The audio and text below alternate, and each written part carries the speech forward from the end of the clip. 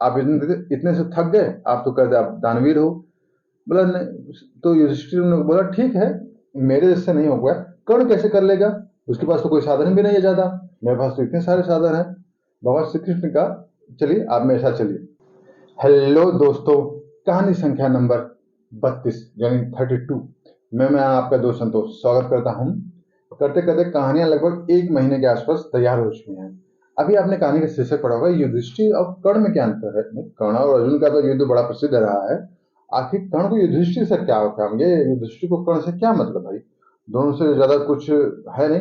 लेकिन घटनाएं हुई हैं और कर्ण एक अंडररेटेड कैरेक्टर रहा है, जो जिसको इसकी योग्यता के आधार पर चीज नहीं मिली जिसका वो हकदार था हमेशा से।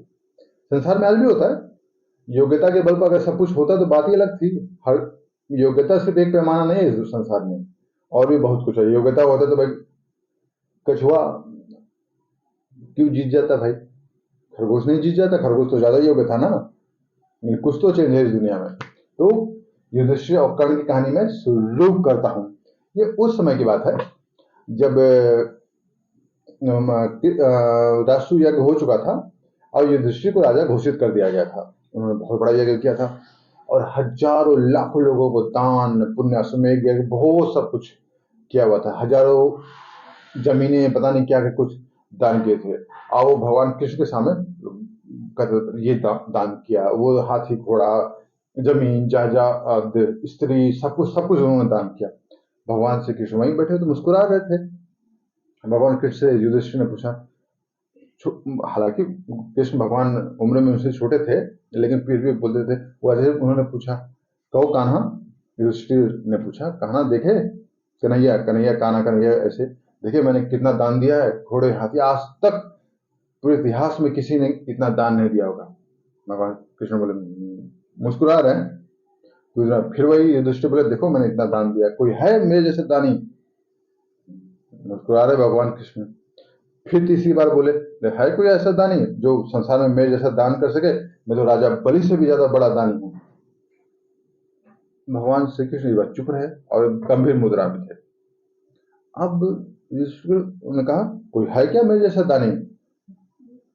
भगवान श्री कृष्ण बोले, हाँ है, और बहुत दूर भी नहीं है, यही हस्तिनापुर में है। हस्तिनापुर में कौन है। बोले कर्ण है। अरे कर्ण, युधिष्ठिर बोले कर्ण ऐसा कैसे होता है, उसको तो खुद एक राज्य दान में मिला हुआ है, दुर्योधन ने दिया, वो मेरे जैसा कैसे दानी बन सकता है। भगवान श्री कृष्ण बोले है, दानी है। तो युधिष्ठिर घमंड में थे, बोले साबित करके दिखाओ। आप साबित, बोला ठीक है। भगवान कृष्ण ने कहा ठीक है, हम उसे साबित कर देंगे। भाई मायापति की माया कौन जाने। भगवान श्री कृष्ण ने ऐसी माया रची कि एक हफ्ते तक भयानक मूसलाधार बारिश, ऐसी बारिश की मतलब रुक ही नहीं रही है, सारा सबका काम धाम सबका बंद बंद पड़ा हुआ है। अब इस बीच भगवान श्री कृष्ण एक साधु का वेश धर के युधिष्ठिर के पास है। युधिष्ठिर उनको प्रणाम किया। आने का तात्पर्य पूछा, बताइए हम आपकी क्या सहायता कर सकते हैं। तो वो साधु महात्मा बोले, महाराज मुझे अपने यज्ञ के लिए चंदन की लकड़ी चाहिए, सूखी चंदन की लकड़ी चाहिए। युधिष्ठिर बोले, हाँ हाँ क्यों नहीं मिल सकती, चंदन की लकड़ी अभी मंगवा लेता हूँ। उन्हें घोड़े हाथी सब दौड़ा लिए, चारों तरफ दौड़ा लिए। लेकिन भाई इतनी भयानक वर्षा, ना किसी के पास चंदन की लकड़ी, ना इंतजाम कुछ, वन पूरे किले, मिला ही नहीं। 3-4 दिन हो गया। युधिष्ठिर थक गए। बोले, उन्होंने बोला कि महाराज मैं तो बहुत कोशिश कर लिया, चंदन की लकड़ी नहीं मिली। तो अब भगवान श्री कृष्ण ने अपना चोला उतारा, बोला कि बस आप इतने से थक गए, आप तो कहते आप दानवीर हो। बोला नहीं, तो युधिष्ठिर ने बोला ठीक है, मेरे से नहीं हो गया, कर्ण कैसे कर लेगा, उसके पास तो कोई साधन भी नहीं है ज्यादा, मेरे पास तो इतने सारे साधन है। भगवान श्री कृष्ण ने कहा चलिए आप मेरे साथ चलिए। युधिष्ठिर और भगवान कृष्ण दोनों लोग वेश धरकर, वेश बदल कर कर्ण के पास गए। कर्ण ने भी उनका अवभगत किया, आने का तात्पर्य पूछा। तो भगवान श्री कृष्ण जो कि ये साधु बने हुए थे और युधिष्ठिर भी बगल में साधु बने हुए थे। भगवान कृष्ण ने कहा कि देखिए महाराज मुझे यज्ञ करने के लिए सूखी चंदन की लकड़ी चाहिए।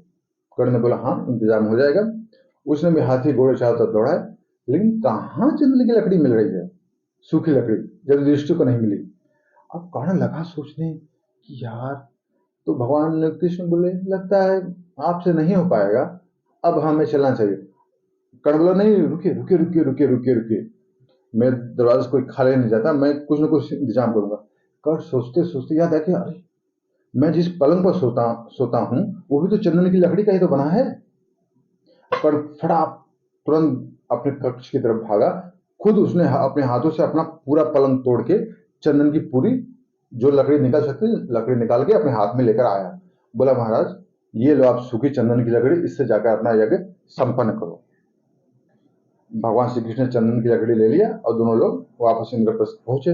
अब वो चंदन की लकड़ी देख के युधिष्ठिर, अभी तो प्लेन, पहले प्लेन उड़ जाए अब महाभारत के समय प्लेन तो होते नहीं थे। अब वो सूखी चंदन की लकड़ी देख के युधिष्ठिर एकदम से सर नीचे झुकाए हुए थे। भगवान श्री कृष्ण ने कहा, भैया, उनको तो भैया ही बोलते थे, बोले बड़े भैया ये बताइए, चंदन की लकड़ी का तो बना हुआ पलंग यानी बिस्तर आपका भी है, आपको तो ये ध्यान नहीं आया। अब वो सर झुकाए हुए तो बोले, हाँ सही कह रहे पर भैया। तो भगवान कृष्ण ने कहा, आपके पास सब कुछ है, इच्छा भी है दान करने की, परंतु दान करने की वो दृष्टि नहीं है जो कर्ण के पास है, कि दोनों के पास पलंग रहते हुए भी उसको याद आया कि वो पलंग की लकड़ी तोड़ सकता है, परंतु आप नहीं तोड़ पाए। यही अंतर है, इसलिए दानवीर कर्ण ही रहा है। और उसके बाद से हमेशा, आप भी पता है, दानवीर का नाम आपके मुंह से जैसे निकलेगा दानवीर कर्ण ही निकलता है। तो कर्ण को हमेशा अंडर रेटेड कैरेक्टर माना गया। परिस्थितियां भी उसके साथ अलग अलग रही और भी बहुत कुछ है ऐसे, बीच बीच में मैं इस तरह की कहानियां भी आपको सुनाता रहूंगा, ताकि कहानियों में एक फ्लो बना रहे। ठीक है, ये आपको कहानी कैसे लगी जरूर बताइएगा। चैनल को लाइक और सब्सक्राइब करिएगा। कहानी गई वन में, सोचो अपने मन में। सनिंग ऑफ, बाय।